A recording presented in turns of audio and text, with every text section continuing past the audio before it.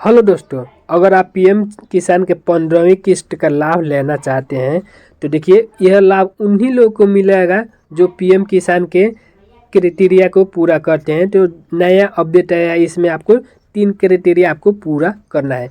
भले ही आपका 14वां 13वां किस्त मिल रहा है और लेकिन अब इस बार आपको चेक करना पड़ेगा। ठीक है, क्यों चेक करना पड़ता है कि देखिए हर साल भर 1.5 साल पर आपको केवाईसी कराना होता है। तो केवाईसी अगर आपका कंप्लीट नहीं रहेगा तो ये किस्त नहीं आएगा। तो आपको यहाँ पर चेक करना है कि आपका केवाईसी हुआ है कि नहीं।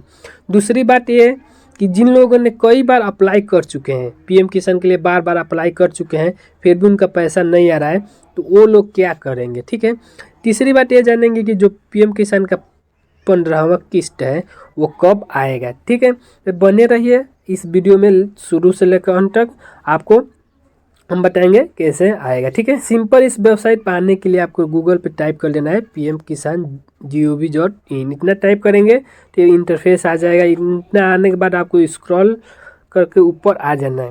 ऊपर आने के बाद आपको एक इंटरफेस दिखाई देगा, नो योर स्टेटस, इस पर आपको क्लिक कर देना है। ठीक है, इस पर क्लिक करने के बाद अब आपको यहाँ पे स्टेटस चेक करना है। क्यों स्टेटस चेक करने के लिए हम बार बार बता रहे हैं, क्योंकि स्टेटस में ही सब आपको यहाँ पर शो करेगा कि क्या दिक्कत है, क्यों नहीं आपका पैसा आ रहा है, ये सब यहाँ पर जानेंगे। ठीक है, तो अब आपको यहाँ पर रजिस्ट्रेशन नंबर लगाना है। तो रजिस्ट्रेशन नंबर नहीं है तो आपको यहाँ पर क्लिक करके अपना मोबाइल नंबर और आधार नंबर डालकर अपना रजिस्ट्रेशन नंबर मालूम कर सकते हैं।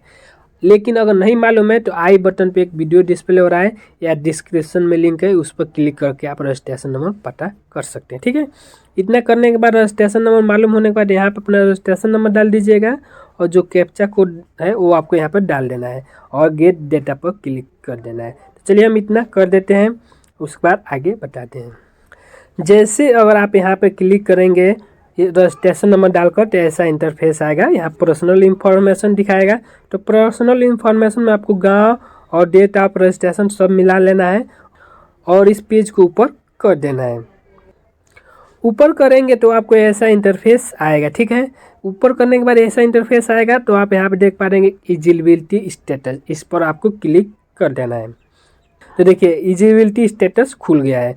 अब आपको यहाँ पर ध्यान देने बात है कि आपका पीएम किसान का पैसा क्यों नहीं आ रहा है, आपको यहीं पे मालूम चल जाएगा। तो देखिए जिस भी व्यक्ति का 1 2 3 अगर इस तीनों में से कोई भी रेड है, जैसे कि यहाँ पर रेड दिखाई दे रहा है और नो लिखा है, साइड में आप देख पा रहे हैं नो लिखा है, तो इनका पीएम किसान का पैसा क्लियर है कि नहीं आएगा, क्योंकि यहाँ पर नो है। अब जानते हैं क्यों नो है। ठीक है, तो यहाँ आप देखिए लैंड सीडिंग है, ये नो है। ठीक है, इनका जो ज़मीन का ब्यौरा है वो अपलोड नहीं हुआ है पीएम किसान का ऑफिशियल पेज पर, इसलिए नो दिखाई दे रहा है, तो इनका पैसा नहीं आएगा। दूसरा आता है यहाँ पर केवाईसी। तो यहाँ पे देखिए बैंक अकाउंट केवाईसी यहाँ पे जरूरी है। अगर केवाईसी नहीं रहेगा तो यहाँ भी सेम ऐसे ही शो करेगा। तो आपको अपना केवाईसी करा लेना है बैंक में जाकर, अगर आपका यहाँ पर रेड रहेगा तो। दूसरा आता है ई केवाईसी स्टेटस। तो ई केवाईसी आपको हर साल भर या 2 साल में कराना होता है। तो अगर मान लीजिए 2-3 साल से नहीं कराए हैं तो आपको चेक कर लेना है यहाँ पर कि केवाईसी आपका हुआ है कि नहीं।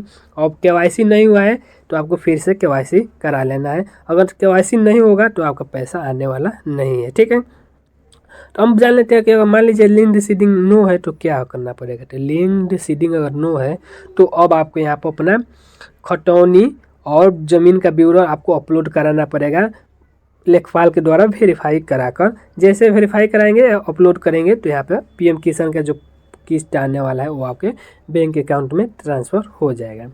तो अब आपको यहाँ पे अपना स्टेटस देख लेना है और कोई भी दिक्कत है तो आप नीचे कमेंट करिए, मैं आपके हर कमेंट का रिप्लाई देता हूँ। कि कोई भी प्रॉब्लम आ रही है तो नीचे कमेंट करिए कि ये दिक्कत है, आपको उसका सलूशन मिल जाएगा। बाकी और भी जानकारी के लिए हमारे चैनल के साथ जुड़े रहिए। जुड़े रहने के लिए चैनल को सब्सक्राइब करना पड़ेगा और वीडियो को लाइक कर लीजिए।